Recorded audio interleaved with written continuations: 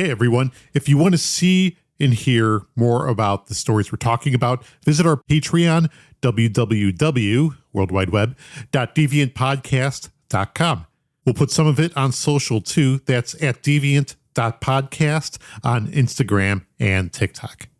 Also, if you haven't already, make sure to check out our new Friday show, Deviant Off Script, where we're having some great conversations with people attached to the world of crime in unique and interesting ways.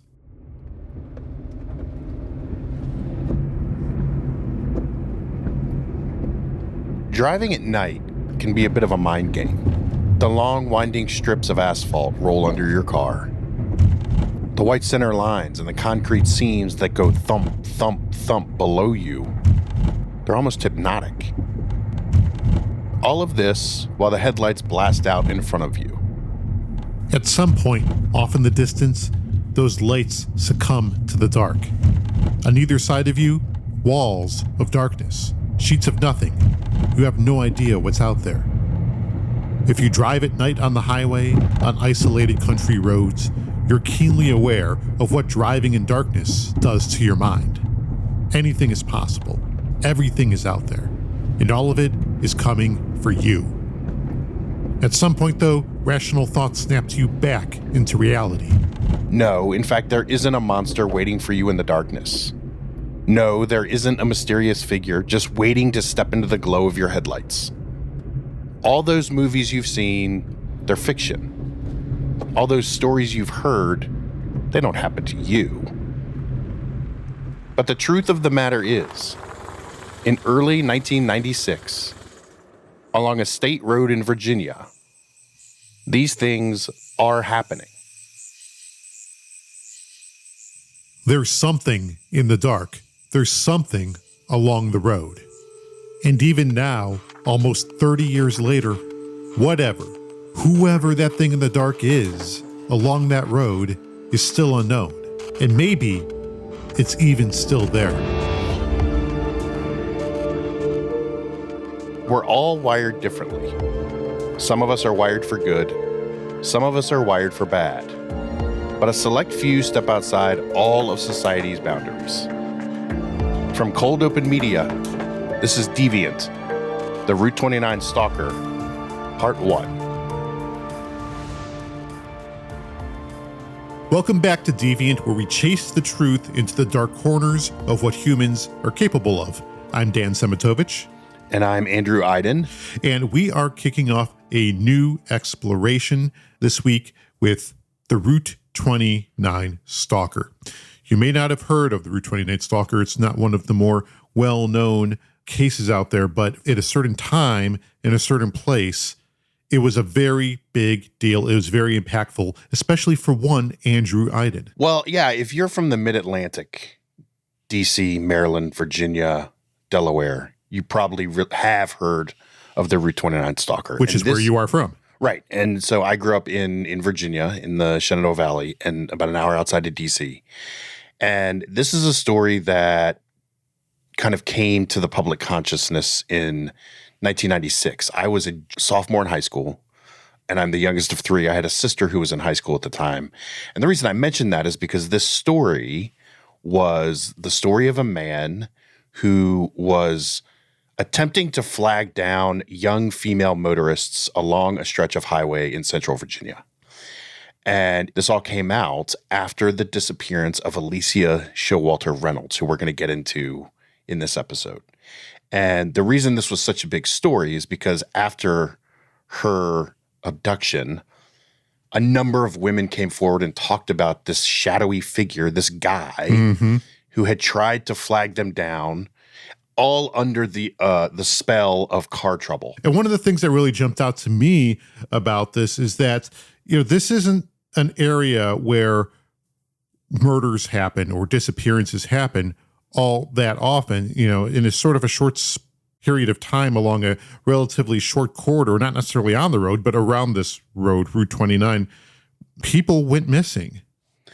Females went missing. That's the key, is that disappearances of females, younger females, in Virginia, generally in this sort of, when you kind of triangulate where all of this was happening, one of the common factors was it wasn't terribly far from Route 29. Mm-hmm. And so when Alicia Showalter Reynolds went missing, and a number of women came forward and were saying, hey, this is a guy, I have seen this guy, I had an experience with this, but I managed to get away or continue, whatever it was, it became, wait a second, is this the same guy in all of these instances, right? Right. So over the course of this exploration, we're going to be asking, who was the Route 29 stalker, and was there just one? Were there several stalkers?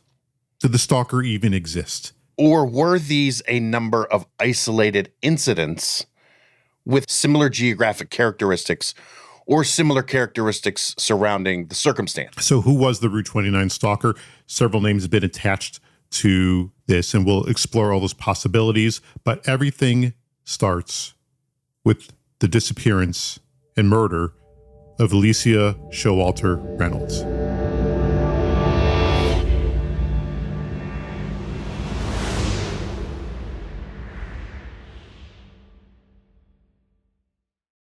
Saturday, March 2nd, 1996 is one of those days in Baltimore, Maryland.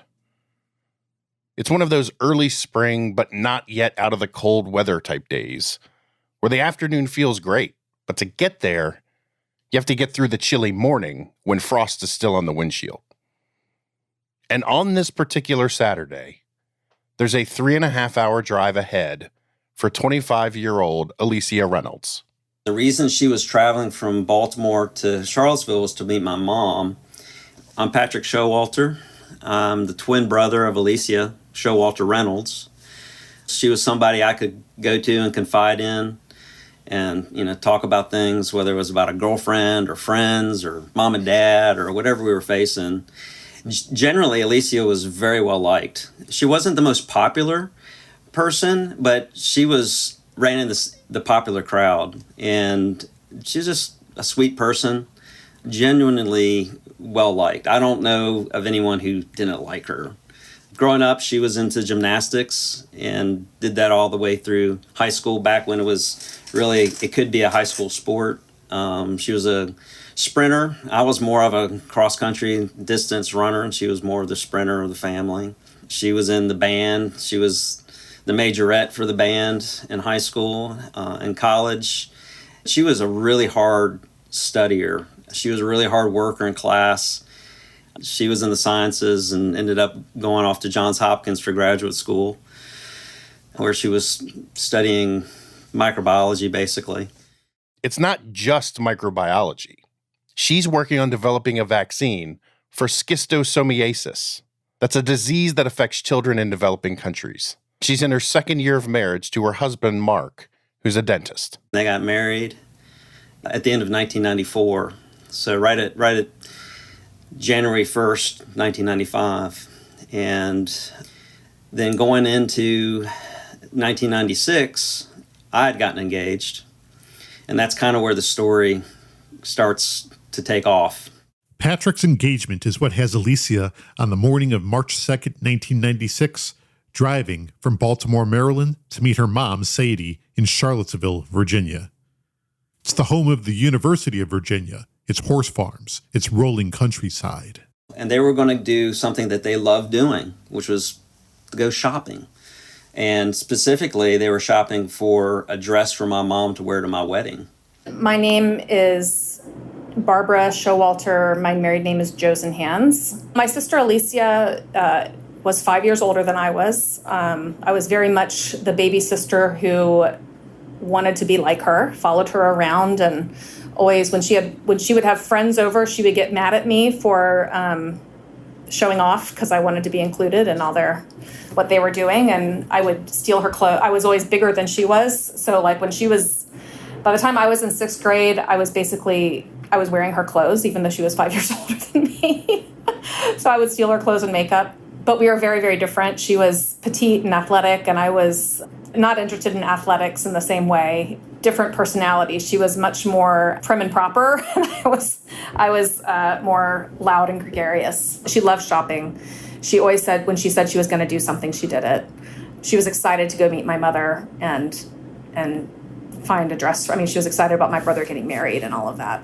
In high school, Alicia and the rest of her family lived in Harrisonburg, Virginia, a college town. It's surrounded by cow fields in the Blue Ridge Mountains, the Shenandoah Valley. One of the great things about Harrisonburg is there are a couple of colleges there, so we could always take advantage of whatever's going on at various campuses. It's just a good small town, good place to raise a family. The academic influences were there. It was easy to get involved in a lot of different things. My dad came from a family of 7 brothers and 1 sister, and they were pretty much all in the area. That was always something that was important to our family. When Barbara goes away to college, she and Alicia stay in touch. We wrote letters back and forth. It was before email, so we would write letters back and forth when she was in college. And as I went through college, then we would talk on the phone once a week or so. And she was always she was a serious student. She was beloved by her friends. I would, I joke that she was sweet, and she was definitely also kind of the intermediary of our family. She was the oldest. Like she was 5 minutes older than Patrick, her twin. We knew each other well. I wouldn't say we had ESP or anything like that, but we generally had a good handle on what the other one was feeling or thinking. And we would push each other's buttons and fight like anyone else would, growing up. We had that kind of relationship too. But she acted more kind of like the middle child in that she was always the one kind of smoothing things over. The intermediary between me and Patrick, or between Patrick and mom and dad.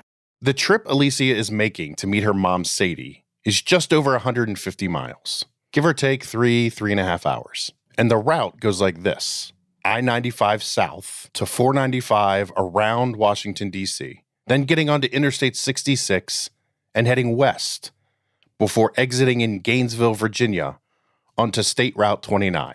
That takes her south, around Culpeper, and on into Charlottesville, where she's meeting her mom. Alicia leaves Baltimore around 7:30 a.m. At that hour, on a Saturday, traffic's light. So they were going to meet at Charlottesville's one indoor mall at that point, Fashion Square Mall. That's Barbara Norden. She's a longtime Virginia journalist, writer, reporter, and editor. Her mother had gotten there early because Alicia apparently tended to be early to commitments. And, as time went on and she didn't show, she called Alicia's husband in Baltimore. And he said, well, give her 10 more minutes, and then, if she's not there yet, call me back. I think mom was expecting her to arrive around 10 or 10:30 in the morning in Charlottesville. And after about an hour, she started to get concerned, like, what happened? Where is she? Because Alicia was very prompt. If she was going to be somewhere, she was going to be there on time or early. She wasn't someone to show up late necessarily. In 1996, cell phones aren't everywhere. They're sort of just coming into the world as an everyday device. I'm not sure if Alicia had a cell phone at that time. I'm not sure my mom had a cell phone at that time. So I think mom had called dad back in Harrisonburg. Hey, have you heard from Alicia? I think they ended up calling her husband, Mark. And Alicia's mom, trying to reach her son-in-law, Mark, back in Baltimore, keeps getting a busy signal. Well, he must have been so confident that she'd show up that he brushed it off, because he got online, at which time he was using a dial-up connection, which of course now seems like the Stone Age to us, that he would have tied up his phone line. So I guess more than a couple hours went by with Mrs. Showalter's frantically calling her husband and him frantically trying to contact his son-in-law. And when he finally got off the phone, he realized that they were trying to get him, and then he started calling the state police, and he had to call each state police barracks between Baltimore and Charlottesville saying, my wife is missing, and that she was driving a Tracer, and she really was very dependable and should have been in Charlottesville when she said she would be. He knew that's not like Alicia not to show up, and he knew what time she had left Baltimore. So that's when I think phone calls started to get made to the state police and things like, Has there been a wreck anywhere? I mean, has something happened along the way that would explain her absence? With Alicia's parents and her husband Mark in panic mode, the phone starts ringing for Patrick. He's in Nashville studying for his medical board exams. It was a Saturday, and I had spent most of the day studying because I was getting ready to take the United States medical licensing exam. So I'd pretty much studied all day. And that evening, my fiance and I went over to her sister's house for dinner. We had a nice time. We didn't stay out particularly late. It was probably 8 or 9 o'clock at night, and I got a phone call from home. And basically the message was, Alicia's missing. And we're like, what? It was unbelievable. Alicia's missing. We don't know, what happened. Barbara's phone rings too. She's away at college, and that night she's at the movies. When she gets home, the light on her answering machine is blinking. And it said, it was from a family friend back home, and it said, Barbara, when you get this message, please call home and make sure you're not alone when you call home. So I lived with a group of people, so someone was around, and so I called back, and by that point it was early evening, and they told me what had happened. In the meantime, they were trying to track me down. No one knew where I was. They were trying to track me down, so they called a professor of mine that I was very close to, and about the time I got off the phone, he had showed up at my house and whisked me away. Basically, took me under his wing. Him and his wife, they took me home, and we lit a candle, and I slept there that night, and we waited to figure out what to do.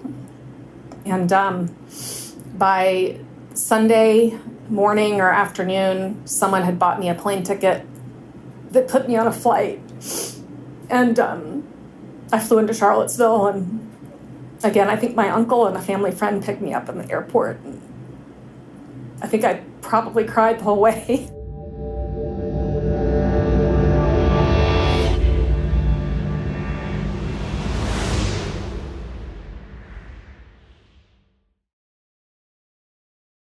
Alicia's failure to show up that morning had her entire family swooping in from all parts of the country. They'd mobilized. And while the family scrambles, calls police, and contacts friends, later that afternoon, Alicia's white Mercury Tracer is found. It's on the shoulder of Route 29 southbound lane in Culpeper County. That's about 50 miles north of Charlottesville. There are no signs of foul play. Underneath her windshield wiper is a white napkin. There's been some conjecture about what that means, but some people say that could be a sign of car trouble left behind by a driver who's left their car to go get help.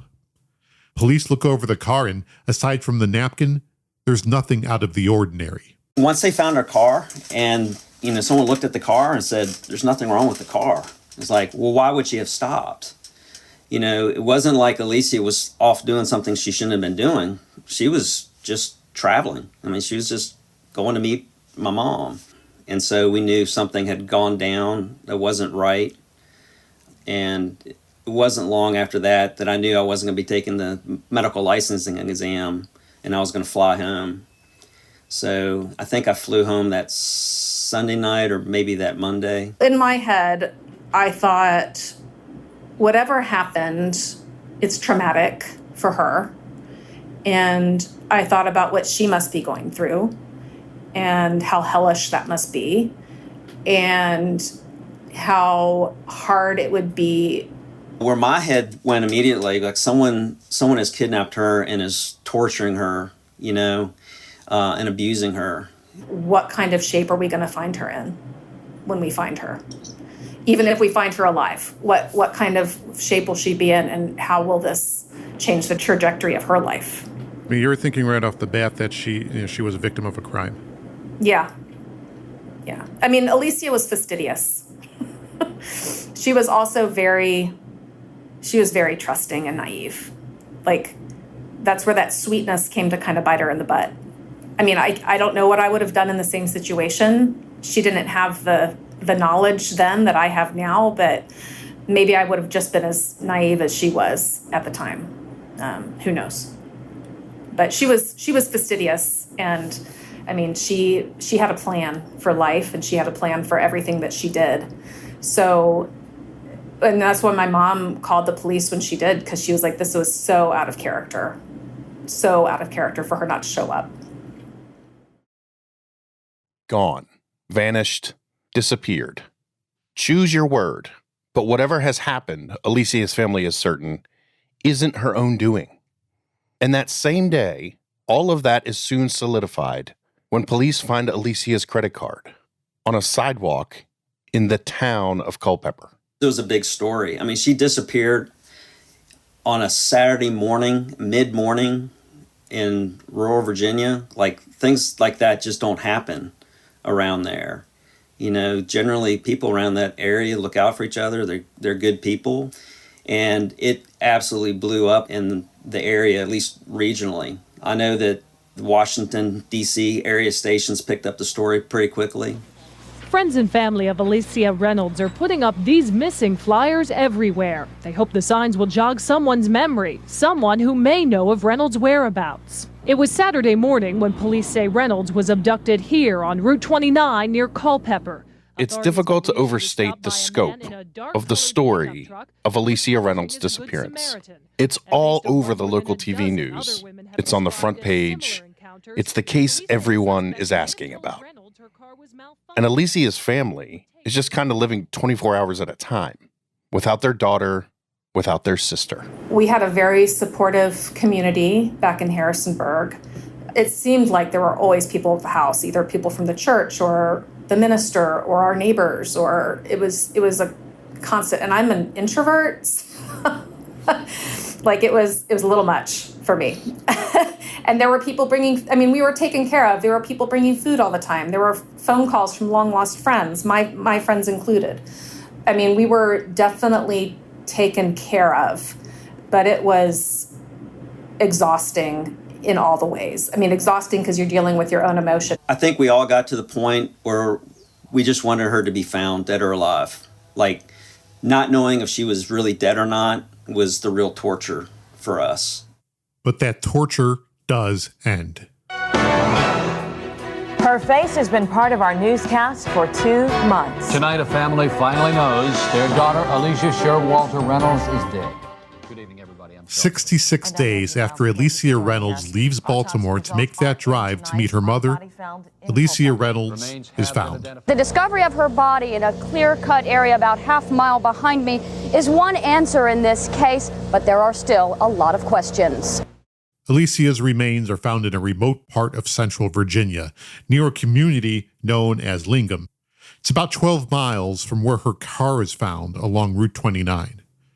Here's journalist Barbara Norden again. Definitely off the beaten track. It's down a kind of just country road going to some kind of, I think it must be some kind of public works facility or something, or possibly a camp or something. I know going down a kind of country road, and there was a thick woods off to the left of the road. And I was told, I spoke to people who were working there, and I think a neighbor down the road, and I knew that that was where her body inside that woods had been found. And again, as I wrote in my article, someone just walking down that road saw the buzzards and thought, buzzards are never a good sign, and went into the woods and found her remains. So he drove way off the beaten track, and I guess we can assume it probably was at night, and just carried her in there. And I don't know if she was at all buried or just left there or whatever, but it was a lonely spot. Yeah, they found my sister 3 days before I was supposed to graduate from medical school. I got a simple phone call from my mom. I mean, I remember the call coming in, and I think, if I remember correctly, it was they found a body. They think it might be Alicia's. We're not sure. I realized that because there was going to be a funeral, that I was going to have to get home. I was going to have to graduate, get home, and At some point, I realized my mom wasn't going to come to my medical school graduation. My dad ended up coming. I got it in bits and pieces. But by 9 weeks, at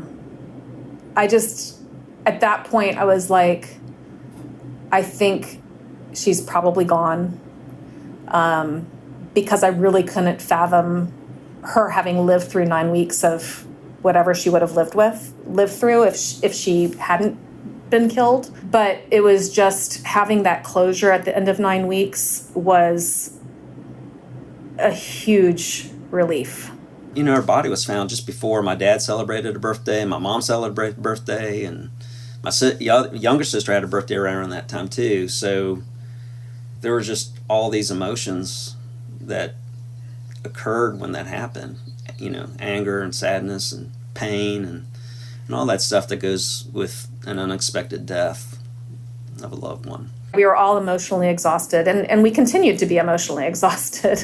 I don't know how any of us really made any sort of rational decisions in the next year. And you know, my brother got married a few weeks later, and I graduated from college a week after we buried her, or 2 weeks after we buried her, and I went to graduate school, and you know, Patrick started his residency. At that point in my life, I just had to put my head down and keep moving. I had to graduate, I had to get married, I had to move to another city and start residency.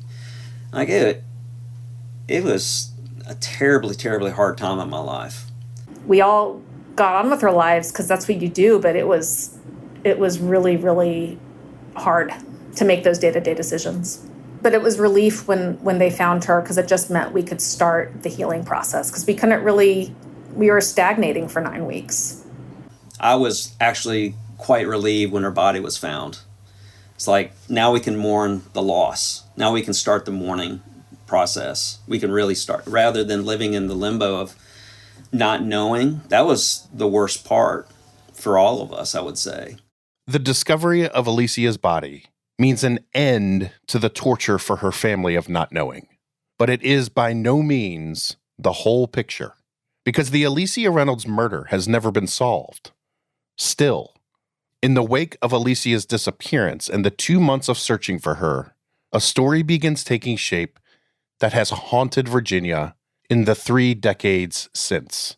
Authorities believe she was stopped by a man in a dark-colored pickup truck who was posing as a Good Samaritan.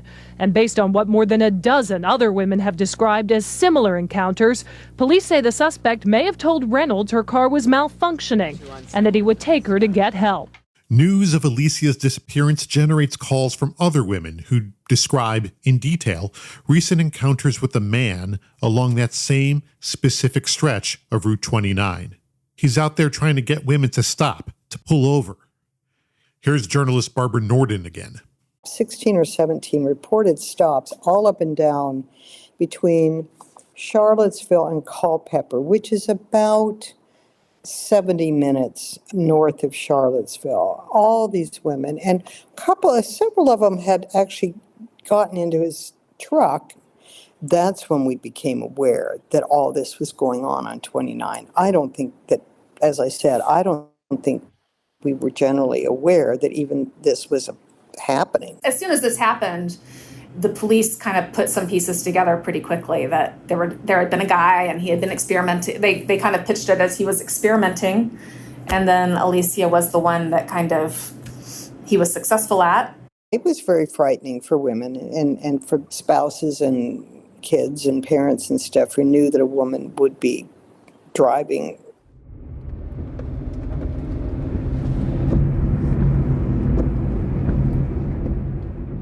In a lot of ways, 1996 is sort of the in-between times. The internet existed, but it wasn't everywhere. Cell phones were a thing, but not everybody had them. We weren't texting, we weren't chatting, and we weren't FaceTiming. The world was very much still sort of analog. This meant being stranded along Route 29, or any road in those times in rural Virginia, could be a very lonely feeling. The idea of isolation, on the road, driving all alone. And that's when your brain starts playing tricks on you. Maybe there's something in the back seat. It's the stuff of horror films.